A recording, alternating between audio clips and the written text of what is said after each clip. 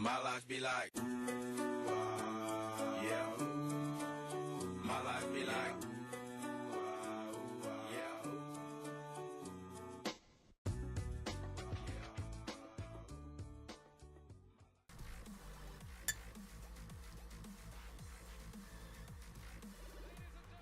Good morning, Pops the Paladin here, and as you may have noticed, I have a ceramic mug today. My coffee tastes like garbage, but when you try to inspire raid groups from wiping during heroic farm and mythic farm content, some of the things that you got to do to keep people friendly and upbeat and stuff like that is to punish people. And usually what I ask my guys to do in previous raid groups, I've asked them to pay some random 1 to 100 roll to the guild bank for being the first to die. Now what I do is I charge everybody who dies to easy mechanics on farm content. I charge them a meme in Discord. I know, kind of benign, but it's very fun, especially when people actually join in. Well, I died to a really easy mechanic, and I tried to get away with the excuse, well, I'm the tank, I'm taking damage, and it didn't quite go over well. They didn't believe me. And one of my guys says, well, I don't want a meme from you. I want you to get rid of your stupid glass mug and drink out of a ceramic for your video. So, of course, I did. It is pretty garbage. I hate the taste of the coffee in this mug, but you know what? I fulfilled my punishment, and next week I should be drinking out of a glass mug again, like I should as a normal person, enjoying my Italian coffee. Let's talk about Mythic Tichondrius. It is a extremely repetitious fight, a very easy fight. I think if you're struggling on bosses like Croesus and Spellblade Alluriel and Hybotanus, I recommend doing Tichondrius. It's not a DPS race at all by any means, because you can get to it in phase 3. You still have time to beat it, even before that quote-unquote soft enrage or hard enrage, or just the enraging of the enrage. But you do have time. I know that there's a berserk timer. It's a very easy fight. So what you're going to need to do, obviously we 4-heal this, we could have 3-healed it, but the Carion Plague does quite a bit of damage. And what the Carion Plague is going to do is it's going to go out on 2 to 3 players. That debuff lasts approximately 40 seconds. And what it does is per stack applies 1000% increased damage taken by Seeker Swarm. Now, Seeker Swarm hits the first person in line and stops with that person. Fantastic, right? So what you're going to do is you're going to have certain people soaking. For us, on our first soak, we have a Demon Hunter soak with Nether Walk and Poop Cloud, and or also known as Darkness, in order to make sure that they mitigate all the damage, and if anybody gets nipped by it, they're already standing in darkness, and we can heal through that. Nobody should be nipped by it, but, you know, mistakes happen. On our second one, we're going to have a rogue, Shadow Step or whatever. I don't know what ability he uses. He's our token rogue. So he's going to do his ability. He's going to negate all that damage. And then we're going to keep him alive. However, on this particular kill that you're watching, he died. We res totemed him. He was supposed to die on the second one with the res totem, but no, we're using it anyways.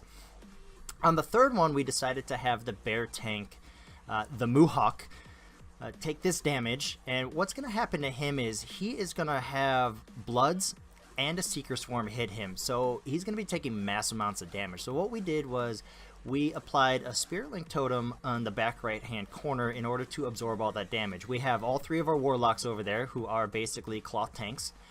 We have our Holy Paladin over there, who is our tank healer, and then of course the Mohawk is over there tanking everything. So that's why we laid a Spirit Link Totem down there. Now on the 4th Seeker Swarm, it's me who's going to take it, and I highly recommend it as a Prot Paladin in order to take the 4th and final Seeker Swarm. We have Blessing of the Spell Warding, which is going to completely negate all of that spell damage. Granted, you're still going to get the stacks. You cannot avoid getting the stacks, but you're going to at least avoid taking the damage. As tank, you have more health, more mitigation, and self-healing in order to get through that Carion Plague. Now, there's not a lot of damage going out when you take the 4th Seeker Swarm because we're into bat phase. So just kind of go through that rotation. I'll talk about the second Seeker Swarm that I'm going to take here when we go into Phase 1 repeated, or what our group says is Phase 2. So in that bet phase, what I wanted you to note was that our Windwalker Monk and our Frost DK save their DPS cooldowns. This is not a DPS race. This is worth 0 all-star points on Warcraft logs, so your amazing parses that you have, 1.2, 1.8 million, they look awesome, and it's really, really fun on Heroic. I can pull almost 800k on this fight, but it means nothing, because all-star points on this fight, just like Scorpirion, it means nothing. So I have 2 of your highest AoE DPSers save their cooldowns and blow it on the bat phase, because you need to kill at least arguably 26 bats in order for everybody to get a purple swirly. Now everybody who avoids a purple swirly is screwing your raid team out of 30% additional damage. This is a huge thing, especially when there is a berserker timer.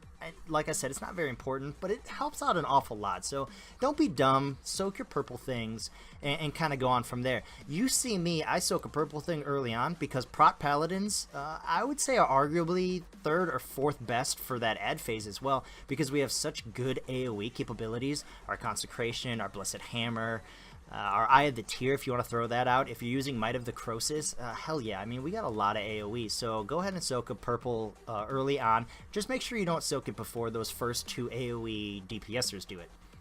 Now, what you're going to notice here on Seeker Swarm, what I'm going to say 4 again in Phase 2, I'm going to use Divine Shield. Now, I call out in raid chat, hey, odd boss movement, pay attention, we recenter. We get the boss recentered, and then we go hide behind the pillars again, and we basically reset. The difference between Phase 1, Phase 2, and Phase 3 is Phase 1, it's only Bloods. Phase 2, it's Bloods and 2 tiny melee-ish adds. They put that purple stuff down on the ground that you see we have to avoid. And then in Phase 3, we have to deal with this additional add called the Watcher. Now, the Watcher is a pain in the ass. So what we have is our Windwalker Monk, our 2 demon hunters who are not soaking, and our warrior who can do his heroic leapy shit out there into no man's land. And we deal with cleaving down that Watcher as well as all the other ads as fast as humanly possible so we can get back on Tichondrius. And you're going to see that here in just a few seconds as that kind of starts to pull together. In terms of getting this fight, if you're having a hard time finding out who can soak for you, 1, DKs cannot soak. That AMS will not work. They will die. Our DK tried it a couple times. Whatever my monk was trying to do, it did not work either. So don't use them. What you really want to do is use Demon Hunters. Demon Hunters, Rogues, and if all else fails, try to use a Hunter with Turtle. You can also pull in a Holy Paladin, but I would prefer not to use one of my healers who has to heal other people. I would rather have them focus on healing others than focusing on themselves. What you're going to note and why we don't use our Hunter is because we're not breaking brands. You don't have to. They do 0 damage until they're broken.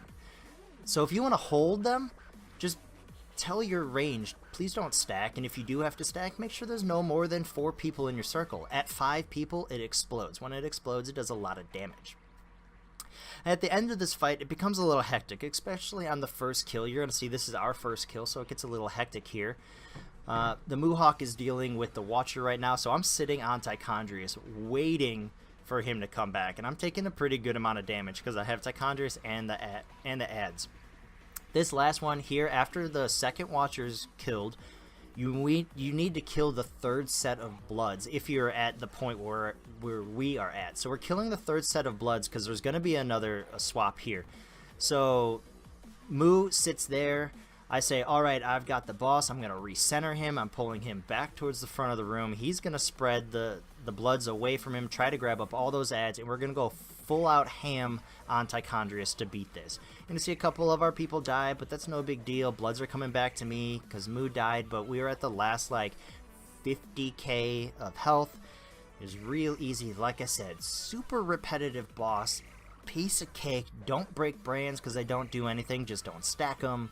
Make sure you got good cooldowns rotating. If you're on my channel because you're a Prot Paladin, Make sure you're soaking the 4th one because we can mitigate so much damage. If you have a bear tank, make sure they're taking the 3rd one because they can take all those hits when they're pulling those bloods out.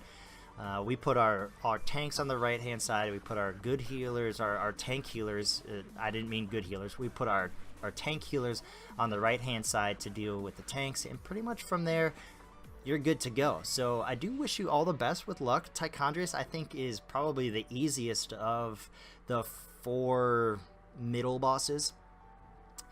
So good luck with them, good luck on your loot, and I'll catch you on the next video, guys. Have a great evening.